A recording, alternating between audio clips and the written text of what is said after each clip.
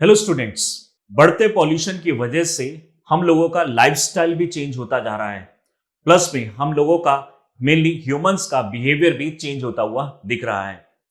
यानी इस तरीके से पॉल्यूशन की वजह से हमारी बॉडी के अंदर में न्यूरोटॉक्सिन्स बनते हैं कि एक पर्सन दूसरे पर्सन से बात भी नहीं करना चाहता, एक पर्सन दूसरे पर्सन के साथ में रहना नहीं चाहता।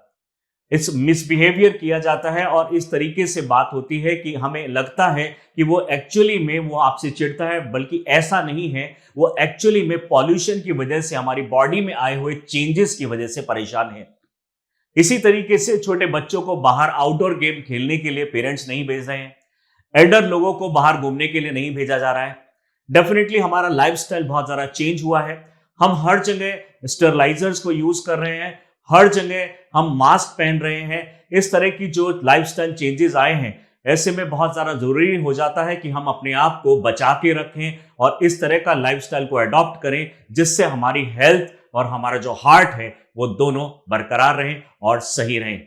जी हाँ, रिसेंटली रिपोर्ट में पता चला है कि बढ़ते पॉल्यूशन की वजह से जो सबसे ज्यादा इंपैक्ट होता है वो हमारे दो ही ऑर्गन के ऊपर होता है। पहला है हमारा लंग्स और दूसरा है हमारा हार्ट। यानी लंग्स से भी हमारी डायरेक्टली इनडायरेक्टली रिलेटेड किया जा रहा है हमें हार्ट से। यानी अगर आपको लंग की भी प्रॉब्लम है तो डेफिनेटली हार्ट की प्रॉब्लम होना एक बहुत ही इजी बात है। यानी हार्ट जो है डायरेक्टली रिलेटेड है हमारे लंग से। यानी जो भी पॉल्यूशन बाहर है जब वो हमारी बॉडी के अंदर में जाता है तो सबसे ज्यादा जो इंपैक्ट होता है वो हमारे हार्ट के ऊपर होता है, ऐसा रिसेंट स्टडीज बोल रही हैं। स्पेशली हम बात कर रहे हैं पीएम 2.5, पार्टिकुलेट मैटर 2.5, जो कि एनवायरमेंट में इस कदर से फैल चुका है एरोजोल की फॉर्म में। Means it get completely mixed with the air. इस तरीके से एयर में मिक्स हो गया कि हम उसको डिफरेंशिएट नहीं कर सकते कि ये एयर का पार्टिकल है या फिर ये डस्ट का पार्टिकल है या फिर ये पॉल्यूशन का पार्टिकल है। और वो आसानी से हमारी बॉडी में चला जाता है और हमारा जो न्यूरो टॉक्सिन्स हैं, हमारी जो बॉडी के अंदर में केमिकल्स हैं, हार्मोन्स के अंदर में चेंजेस ला रहे हैं, कैल्शियम के अंदर में चेंजेस ला रहे हैं, फैट लेवल के अंदर में चेंजेस ला रहे हैं, जिससे हमारे जो हार्ट स्ट्रोक्स, हार्ट फेलियर जैसी प्रॉब्लम्स बढ़ती जा रही हैं। आइए इस रिपोर्ट को डिटेल में समझते हैं कि क्या मतलब है, हमारे क्या रिलेशन है हमारे पॉल्यूशन का हार्ट अटैक से। और बढ़ते जो हमारे हार्ट अटैक के केसेस हैं उसमें ज्यादातर केसेस देखे जा रहे हैं कि वो पॉल्यूशन से अफेक्टेड रीजन से होते हैं। यानी ऐसे एरिया में ऐसे केसेस ज्यादा देखने को मिल रहे हैं जहां पे पॉल्यूशन बहुत ही ज्यादा फैल रहा है। आइए इस चीज को भी डिटेल में समझते हैं। Why air pollution trigger heart attack, understanding the damage caused by PM. Specially हम बात करेंगे पीएम 2.5, दैट इज जो हमारा पार्टिकुलेट मैटर है 2.5। तो क्या इंपैक्ट पड़ता है इसके ऊपर डिटेल में समझते हैं। सबसे पहले न्यूज के बारे में देखते हैं। Why air pollution can trigger heart attack, know how PM 2.5 particulate matter 2.5 can cause damage. Next है other risk could be of stroke आ सकता है, हार्ट फेलियर हो सकता है, इरेगुलर हार्ट बीट्स हो सकती हैं और किसी पर्सन की इन रीजंस की वजह से जान भी जा सकती है। जी हाँ, ये बहुत ही ज्यादा हजार्डियस है, लाइफ थ्रेटनिंग डिजीजेस हो सकती हैं अगर पॉल्यूशन का लेवल आपके रीजन में बढ़ जाता है तो। और काफी केसेस में ऐसे डेथ भी देखी गई हैं रिसेंट। अगर डॉक्टर्स के अकॉर्डिंगली देखें तो बढ़ते पॉल्यूशन की वजह से उन लोगों को बहुत ज्यादा प्रॉब्लम है जिनको पहले से ही कोई छोटा मोटा हार्ट की प्रॉब्लम थी, उनकी जो प्रॉब्लम है वो सीवियर और क्रॉनिक हो सकती है और डिसीज के बढ़ जाने की वजह से डेथ होने के 99% चांसेस हो जाते हैं। आइए आगे देखते हैं। सबसे पहले इस चीज को समझते हैं कि पार्टिकुलेट मैटर होते क्या हैं। सबसे पहले पार्टिकुलेट मैटर यानी इसको शॉर्ट में हम बोलते हैं पीएम। पार्टिकुलेट मैटर हमारे एटमॉस्फेयर में कोई भी ऐसे पार्टिकल्स हैं जो सस्पेंडेड हैं एयर के साथ में, वो मूव करते हैं, जिनका साइज 0.001 माइक्रोमीटर से लेकर 500 माइक्रोमीटर के बीच में होगा, उसको हम बोलेंगे पार्टिकुलेट मैटर। ये एस्बेस्टस हो सकता है, पोलन ग्रेन्स हो सकते हैं, डस्ट के पार्टिकल्स हो सकते हैं, वुड का सूट हो सकता है, सीमेंट के पार्टिकल्स हो सकते हैं, पेंट के पार्टिकल्स हो सकते हैं। किसी भी तरह के कोई भी पार्टिकल, ऑर्गेनिक इनऑर्गेनिक, अगर वो एयर में मिक्स्ड है और उसका साइज 0.001 माइक्रोमीटर से 500 माइक्रोमीटर के बीच में होता है तो उसको हम बोलते हैं पार्टिकुलेट मैटर। इन्हीं पार्टिकुलेट मैटर में हमने दो कैटेगरीज को डिफाइन किया है, PM2.5 and second is PM10। PM2.5 का मतलब है ऐसे पार्टिकुलेट मैटर जिसका साइज 0.001 से लेकर 2.5 माइक्रोमीटर के बराबर है, इस बीच में है। वहीं पे 10 का मतलब है ऐसे जो पार्टिकल्स हैं जिनका साइज 2.5 माइक्रोमीटर से 10 माइक्रोमीटर है, यानी इसका मतलब है 10 माइक्रोमीटर से नीचे वाले सारे पार्टिकल्स, लेकिन उसके अंदर में 2.5 भी इंक्लूड हो जाता है, लेकिन हम 2.5 को यानी सेपरेटली भी कंसीडर करते हैं। PM2.5 का मतलब है ऐसे पार्टिकल जिनका साइज 2.5 माइक्रोन से कम है, यानी इस तरह के हजारों तरह के पार्टिकल्स हो सकते हैं, इसलिए एक एक करके उसको डिफाइन करना पॉसिबल नहीं है। इस वजह से सारे पार्टिकल जिनका साइज इससे कम होगा उनको एक ही कैटेगरी में लिया गया है, और सारे पार्टिकल जिनका साइज इस बीच में लाई करता है उनको अलग कैटेगरी में लिया गया है। इनसे भी ऊपर के पार्टिकल्स होते हैं, यानी PM12.5, PM15, PM18, PM20, PM30, PM100, इस तरह के सारे पार्टिकल्स एग्जिस्ट करते हैं 500 तक, लेकिन वो हमारे लिए इतने ज्यादा हजार्डियस और हमारे लिए इतने ज्यादा प्रॉब्लमैटिक नहीं है जितने की हमारा PM2.5 है। सबसे मेन प्रॉब्लम है इसका साइज। छोटे साइज होने की वजह से these particles always remain suspended in the air, यानी हमेशा एयर के साथ ही रहते हैं, और ये जो है हमारी बॉडी के अंदर में इजीली एंटर करते रहते हैं, तो इसलिए इनको हम बोलते हैं रेस्पायरेबल पार्टिकुलेट मैटर, यानी इनको रेस्पायरेबल पार्टिकुलेट मैटर भी बोला जाता है। वहीं पे हम PM10 की अगर हम बात करें तो ये कंपैरेटिवली भारी होने की वजह से it get settle down on the surfaces, यानी कार के ऊपर जो आपको डस्ट दिखती है, किसी ट्री के ऊपर में डस्ट दिखती है, आपकी कोई ऑब्जेक्ट है जो भी बाहर है जिसके ऊपर में डस्ट, आपकी छत के ऊपर जो डस्ट दिखाई देती है वो है PM10, वो सेटल हो जाता है अपनी वेट की वजह से, लेकिन PM2.5 सस्पेंडेड रहता है एयर के अंदर में, जिसकी वजह से हमारी सबसे ज्यादा प्रॉब्लम होती है। तो सबसे पहले आपको यही समझना है कि पार्टिकुलेट मैटर होता क्या है। नेक्स्ट हम बात करते हैं कुछ हार्ट से रिलेटेड कुछ टर्म्स की जो आपके बार बार आएंगे इस पर्टिकुलर लेक्चर में। स्ट्रोक है, फेलियर है, आखिर इनका मतलब क्या है, इसको डिटेल में अभी समझते हैं। मान लीजिए हमारे पास जो हमारा हार्ट है, suppose this is our heart. Heart के लिए एक इनकमिंग वेसल है और एक आउटगोइंग वेसल है, यानी एक है जो हमारा डीऑक्सीजनेटेड ब्लड, यानी कार्बन डाइऑक्साइड रिच ब्लड को हार्ट रिसीव करेगा, और दूसरी जो वेसल होती है वो होती है ऑक्सीजन रिच को, जो आगे ट्रांसफर करता है टू द बॉडी, यानी बॉडी से डीऑक्सीजनेटेड ब्लड को लिया जाता है थ्रू दिस एंड, यानी जो हमारी आर्टरीज होती हैं, आर्टरीज वो ऑक्सीजनेटेड ब्लड को हार्ट से बॉडी तक भेजती हैं। वहीं पे हमारी जो वेन्स होती हैं वो डीऑक्सीजनेटेड ब्लड को बॉडी से हार्ट तक भेजती हैं, यानी यहां पे भेजा जाता है ऑक्सीजनेटेड ब्लड और यहां पे भेजा जाता है डीऑक्सीजनेटेड ब्लड, यानी डीऑक्सीजनेटेड ब्लड बॉडी से लेकर हार्ट तक यहां से जो जाएगा उसको बोलते हैं वेन, और जो हार्ट से ये जा रहा है this is known as artery. So this is actually known as artery and this is actually known as vein, यानी जो हार्ट की तरफ जा रही है डीऑक्सीजनेटेड ब्लड लेके दैट इज वेन, और जो हमारे हार्ट से जा रहा है बॉडी की तरफ में उसको बोलेंगे ऑक्सीजनेटेड ब्लड, और जो वेसल है उसको हम बोल रहे हैं आर्टरीज। एक कॉमन टर्म्स ये आपको जान लेना बहुत जरूरी है। सपोज कीजिए हमारा जो हार्ट है कोलेस्ट्रॉल बढ़ने की वजह से यहां पे इस वेसल के अंदर में यानी वेन्स के अंदर में अगर हमारा डिपॉजिट कोलेस्ट्रॉल का बढ़ गया है, फैट का अगर बढ़ गया है, तो ऐसे केस में हमारा जो ब्लड है जो सर्कुलेट होता है पूरे ब्लड में, यानी इनकमिंग भी बहुत जरूरी है, आउटगोइंग भी बहुत जरूरी है, तो यहां पे बहुत ज्यादा डिपॉजिट होने की वजह से यहां से अगर ये एंटर नहीं कर पा रहा है, यहां पे नैरो हो गई है हमारी वेसल्स, हमारी जो वेन है नैरो हो चुकी है, तो ऐसे केस में इसको बोला जाएगा हार्ट अटैक। Heart attack. वहीं पे अगर हम बात करें, सपोज कीजिए यहां तक हार्ट तक इजीली ब्लड पहुंच जाता है, यहां पे वेन्स नॉर्मल है, लेकिन इस टाइम पे प्रॉब्लम हमारी जो रेज हुई है वो प्रॉब्लम है एक्चुअली में यहां पे, यानी अगर यहां पे अंदर ब्लॉकेज है या किसी तरीके से प्रॉब्लम है, यहां पे अगर ये हमारी बॉडी को जो बॉडी की नीड है उसको सेटिस्फाई अगर नहीं कर पा रहा है, तो उसको हम बोलते हैं हार्ट फेलियर। तो यहां पे अगर प्रॉब्लम है यानी आउटगोइंग में आर्टरीज में प्रॉब्लम है, that is known as failure. यहां पे अगर प्रॉब्लम है इसको हम बोलते हैं हार्ट अटैक। तो ये जो टर्म है दोनों को जनरली हम एक ही जैसा मानते हैं, लेकिन इसमें टेक्निकली इसमें थोड़ा डिफरेंस है जो कि मैंने अभी आपको बताया।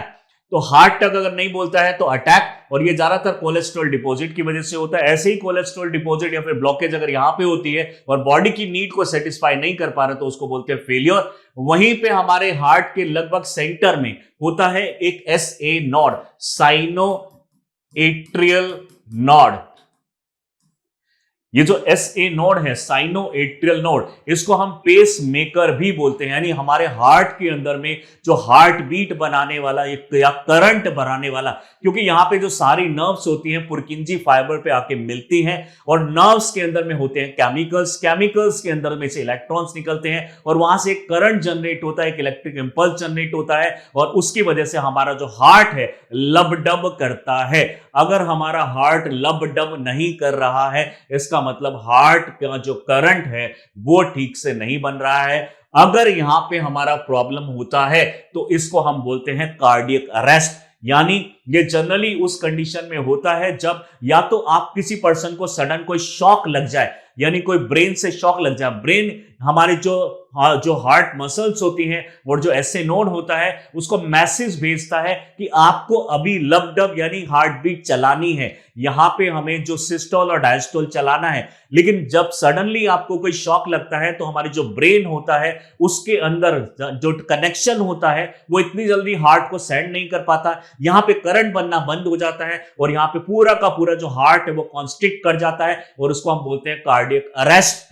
ऐसी कार्डियक अरेस्ट कंडीशन जनरली जब भी हो सकती है जब हमारे लंग्स में प्रॉब्लम हो, हार्ट को ठीक से जो ऑक्सीजन है और ये सप्लाई ना मिल रही हो जिसकी वजह से वो करंट भी ठीक से नहीं प्रोड्यूस कर पा रहा है, या फिर ओल्ड एज कंडीशन में जब हमारा इनपुट यानी जो खाना पीना है वो अगर कम हो जाता है तो उस कंडीशन में भी हार्ट अटैक आने के पूरे चांसेस बन जाते हैं, क्योंकि हमारी बॉडी में यहां पे करंट बनना बंद हो गया है या फिर कम हो गया है। तो 3 टर्म को आपको याद रखना है, हार्ट अटैक, कार्डियक अरेस्ट और तीसरा है हमारा हार्ट फेलियर। वहीं पे एक और टर्म आप यूज करेंगे, हार्ट स्ट्रोक। हार्ट स्ट्रोक या फिर स्ट्रोक, स्ट्रोक जनरली बोला जाता है कि जो हमारी वेसल्स ब्रेन तक जाती हैं उनके अंदर में अगर ब्लॉकेज हो जाए तो यानी ब्लड जो हमारी सप्लाई है ब्रेन तक वो हमारी उसके अंदर ब्लॉकेज होने की वजह से हमारे ब्रेन को जब मैसेज नहीं पहुंचता है तो उसके अंदर में प्रॉब्लम होने की वजह से इन जो सफिशिएंट अमाउंट की ऑक्सीजन पहुंचती है हमारे ब्रेन को सफिशिएंट ऑक्सीजन ना मिलने की वजह से उसके अंदर आ जाता है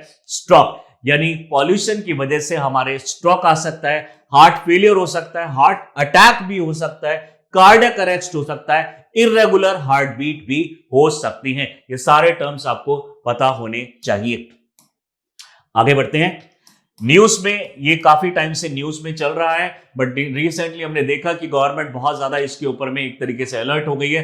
एयर पॉल्यूशन और कार्डियोवैस्कुलर हेल्थ डेफिनेटली एक बहुत बड़े जो पॉल्यूटेंट्स होते हैं, पार्टिकुलेट मैटर्स होते हैं, स्पेशली हम यहाँ पे बात कर रहे हैं 2.5 की, यानी ऐसे पार्टिकल्स जिसका साइज 2.5 माइक्रोन या फिर माइक्रोमीटर से कम है। अगर हम इसको समझना चाहें कि ये कितना बड़ा साइज है तो आप इस तरीके से समझ सकते हैं कि अगर हम एक ड्रॉप लेते हैं और ड्रॉप के अंदर ड्रॉप का 150 जो पार्ट है यानी 50वां हिस्सा, एक ड्रॉप ब्लड लीजिए उसके अंदर में जो उसका 50वां हिस्सा है उसके अंदर 5.5 मिलियन RBCs होती हैं।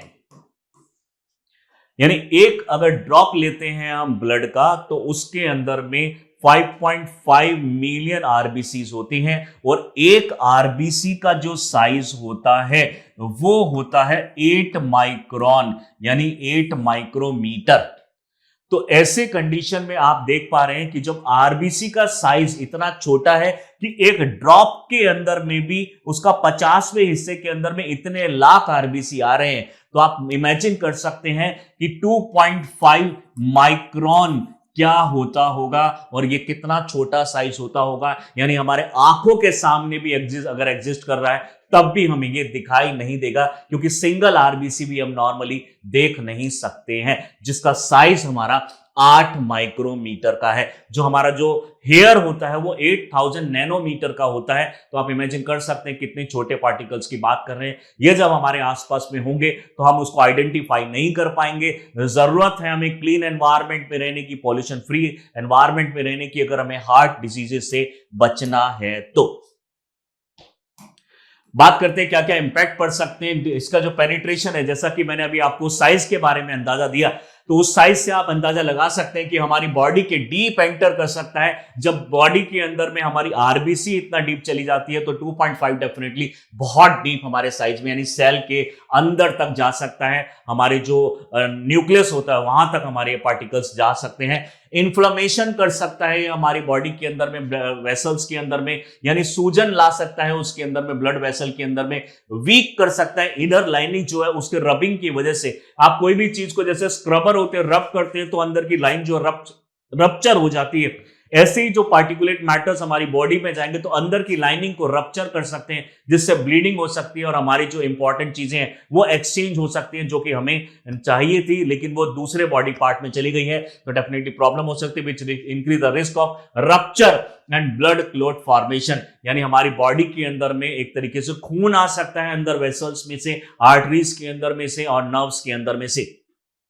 हार्ट अटैक एंड स्ट्रोक आ सकता है। Clot formed in damage blood vessels can block blood flow leading to the heart attack और स्ट्रोक। जैसा कि मैंने बताया, अगर हमारे उसके अंदर में क्लोटिंग अगर ज्यादा होने लग जाए, क्योंकि जब भी हमारी बॉडी के अंदर में बाहर से कोई कॉन्स्टिट्यूएंट पार्टिकल्स पहुंचेंगे, एंटीजन्स पहुंचेंगे, तो हमारी बॉडी उसके अंदर एक रिएक्शन करेगी। उस रिएक्शन में उसको ब्लॉक करने की कोशिश करेगी, जिसमें हमारी जो बॉडी है ब्लड क्लॉट कर देती है और ब्लड क्लॉटिंग से हमारी जो वेसल्स है उसके थ्रू ब्लड फ्लो नहीं कर पाएगा, तो हार्ट तक इजीली ब्लड नहीं पहुंच पाएगा, ऑक्सीजन नहीं पहुंच पाएगी, जिसकी वजह से डेथ हो सकती है।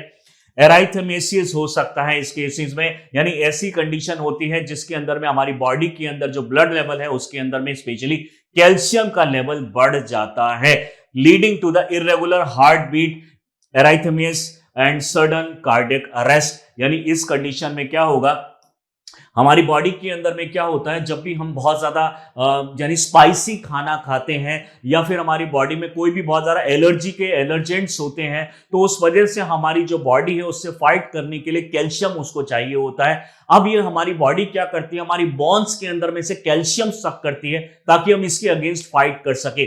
तो इनडायरेक्टली हमने देखा है कि जब हमारे बोन्स के अंदर में से कैल्शियम आएगा तो वो इनडायरेक्टली कहां मिक्स हो जाएगा, यानी जब भी हमारी पॉल्यूशन हमारी बॉडी में जाएगा, पार्टिकुलेट मैटर्स हमारी बॉडी में जाएंगे, तो हमारी बॉडी उससे फाइट करने के लिए कैल्शियम की क्वांटिटी को बढ़ा देती है। जब कैल्शियम की क्वांटिटी बढ़ानी है तो हमारे बोन्स के अंदर में से निकाला जाता है वो कैल्शियम, हमारे टीथ के अंदर में से कैल्शियम निकाला जाता है, जिससे हमारी बोन्स वीक हो जाती है और सारा कैल्शियम ब्लड के अंदर में चला जाता है। और जब ये ब्लड हमारे हार्ट तक पहुंचता है तो हार्ट के अंदर में ये डिपॉजिट होने लग जाता है। जैसा कि आप जानते होंगे, हमारा हार्ट जो होता है वो मायोजेनिक होता है, यानी हमारे हार्ट के अंदर में कोई भी बोन्स नहीं होती है, लेकिन वहां तक धीरे धीरे कैल्शियम पहुंचने लग जाता है। और कैल्शियम पहुंचने की वजह से हमारे हार्ट के अंदर में, जनरली उसको हार्ट के अंदर में स्टोन्स बोलते हैं, लेकिन जो कैल्शियम जमने लग जाता है जिसकी वजह से हार्ट का जो सर्कुलेटरी सिस्टम है वो भी ब्लॉक हो सकता है, वो भी बंद हो सकता है। ऐसी ही कंडीशन को हम बोलते हैं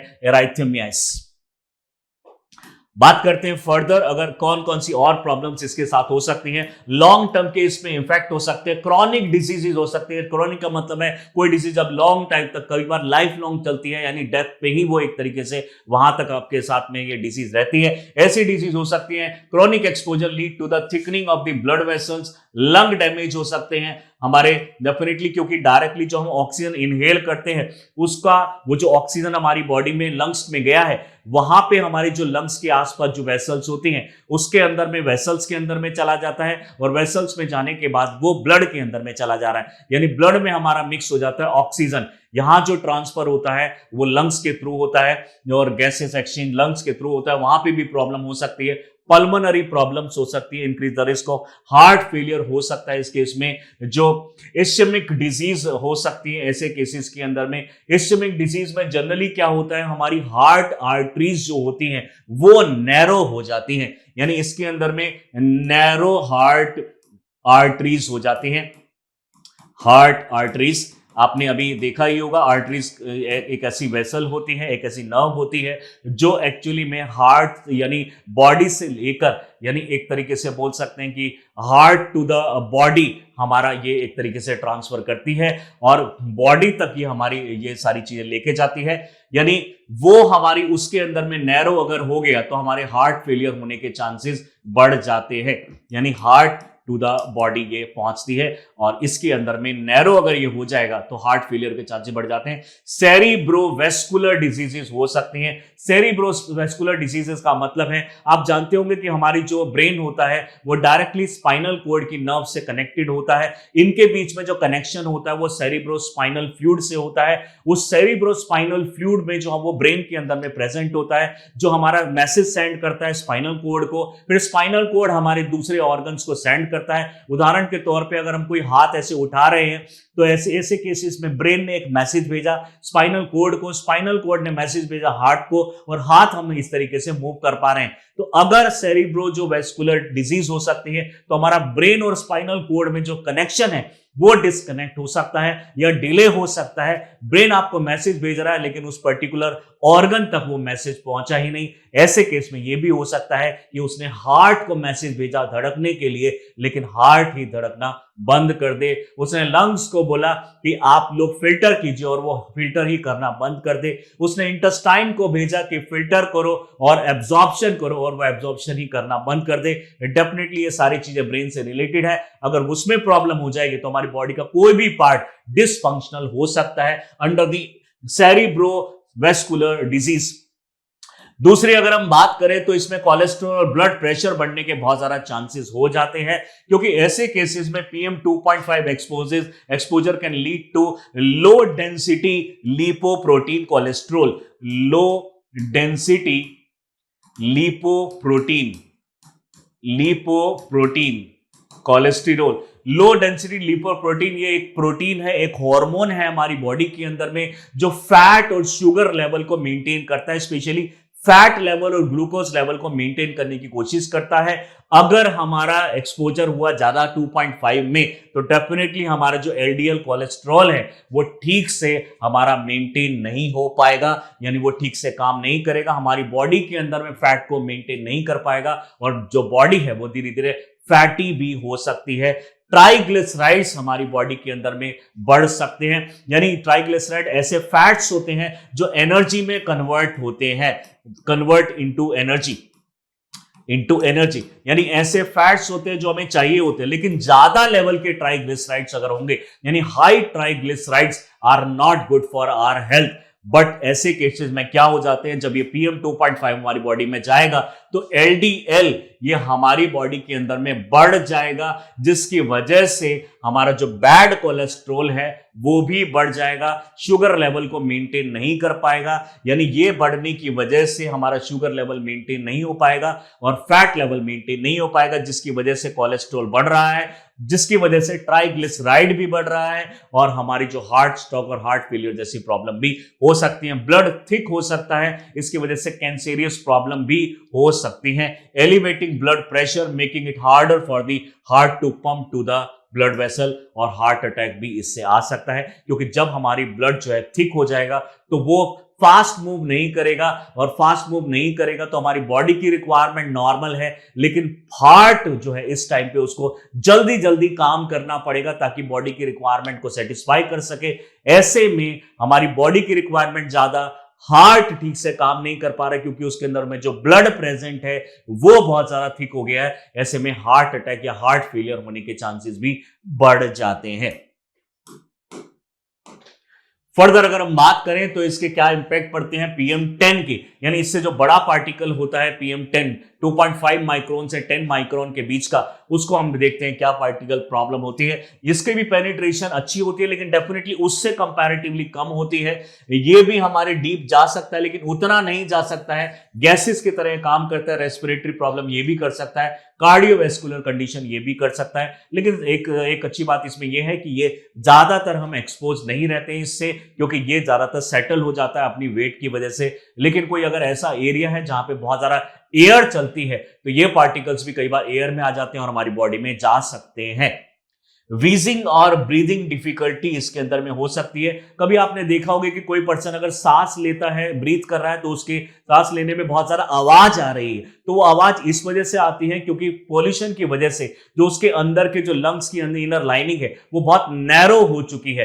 नैरो होने की वजह से बहुत छोटा पाथ में बचा है उसके लंग्स तक पहुंचने के लिए। इसलिए जो हमारी जो एक तरीके से विसल जैसे बचती हैं, जब जहां पे एक छोटा नैरो एक ओपनिंग होता है और पीछे एक बड़ा ओपनिंग होता है और उसकी वजह से आवाज आती है, बिल्कुल सेम वैसे ही विसल बन जाता है हमारा लंग्स। और हमारे लंग्स के अंदर में जो पाथ है वो नैरो हो जाता है और नैरो पाथ होने की वजह से वहां पे आवाजें आती हैं और लंग्स के अंदर में ऑक्सीजन ठीक से ना पहुंचने की वजह से हमें हार्ट डिजीज भी हो सकती है। तो उसी को हम बोलते हैं वीजिंग।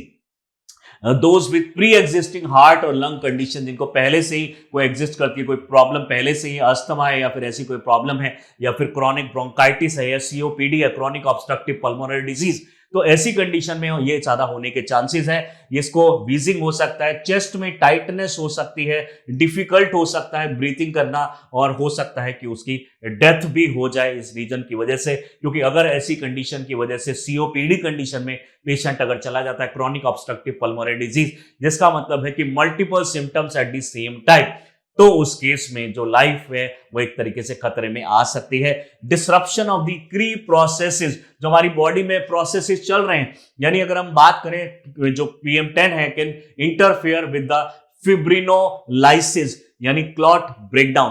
फिब्रिनोलाइसिस का मेनली यहां पे मतलब है कि जो हमारी जो क्लोटिंग होती है हमारी बॉडी के अंदर में, उसको तोड़ने वाला, फाइब्रोसिस को तोड़ने वाला, यानी फाइब्रिनो का मतलब है यानी एक तरीके से जो गांठें हमारी बॉडी के अंदर में बन रही है, क्लोटिंग हमारी बॉडी के अंदर में बन रही है, और लाइसिस का मतलब है तोड़ना, यानी जो हमारी जो मैकेनिज्म होता है, जो जब भी क्लोटिंग होती है ब्लड में तो उसको तोड़ने का काम करता है, वही चीज हमारी कम हो जाती है, जिसकी वजह से क्लोटिंग जो है हमारी बढ़ जाती है। यानी उसको अब तोड़ने वाला कोई बचा नहीं है, तो ब्लड के अंदर में क्लोटिंग बढ़ चली जाएगी।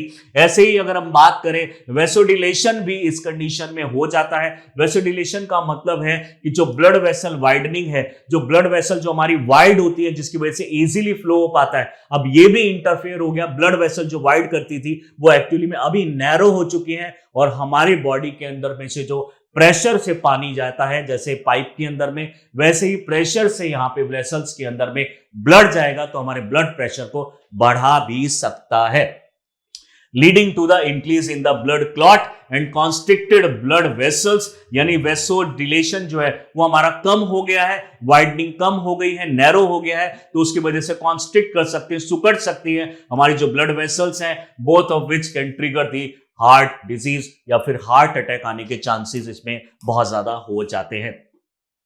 सिंपली अगर हम बात करें तो सबसे बड़ा जो आज के टाइम पे सबसे बड़ा थ्रेट है वो हमारे PM 2.5 से ही है। हमारे हार्ट को लेके, हमारे जो वेसल्स को लेके सबसे ज्यादा प्रॉब्लम है। Biggest pollution risk for your heart that is PM 2.5। तो जरूरत है कि इस तरह के पॉल्यूटेंट्स को हम एक तरीके से एनवायरमेंट में जाने से रोकें, इंडस्ट्रीज के ऊपर में बैन लगाएं, इस तरह के फिल्टर्स को प्रमोट करें जो इस तरह के जो पार्टिकल्स हैं उनको कम करते हैं। अपने घर के अंदर में एयर फिल्टर्स लगाएं, प्यूरिफायर्स लगाएं।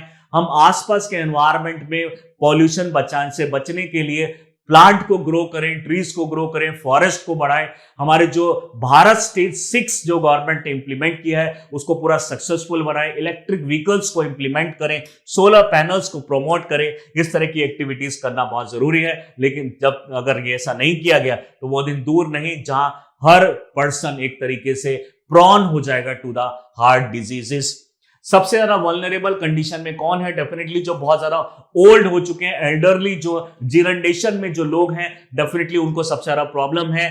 चिल्ड्रन, क्योंकि बच्चे जो होते हैं, जब आपने देखा होगा कि जो बच्चे जब जनरली जब न्यूली बॉर्न बेबी होते हैं तो लगभग 6 महीने से 1 साल तक आपने देखा होगा कि उनको लंग्स से रिलेटेड प्रॉब्लम बहुत ज्यादा होती है, निमोनिया उनको बहुत जल्दी आ जाता है। क्योंकि सबसे बड़ी चीज है कि 6 महीने तक हमारे जो बच्चे होते हैं उनको 6 महीने चाहिए होते हैं उनके लंग्स को डेवलप होने में। इस टाइम पे बहुत ज्यादा वीक होते हैं उनके लंग्स, कोई भी डिजीज उनको इजीली लग जाती है। और न्यूमोनिया के जो डिजीज के जो हमारे डिजीज के एजेंट्स हैं वो बहुत ज्यादा एक्टिव हो जाते हैं, क्योंकि हमारा लंग्स ही वीक है। तो बच्चों को बहुत ज्यादा रेस्पिरेटरी और कार्डियो जो डिजीजेज होने के चांसेस बढ़ जाते हैं। People with pre existing conditions, जो पहले से ही स्ट्रोक, रेस्पिरेटरी प्रॉब्लम्स और ये सारी चीजों, लंग की प्रॉब्लम है, डायबिटिक जो पेशेंट्स है और जो हमारे हार्ट से रिलेटेड जो पेशेंट है उनको स्ट्रोक आने के, हार्ट अटैक आने के, रेस्पिरेटरी डिस्ट्रेस आने के चांसेस बढ़ सकते हैं। यानी अचानक से आपको सांस में लेने में दिक्कत होने लग जाती है और कई बार आप सांस ही नहीं ले पाते हैं।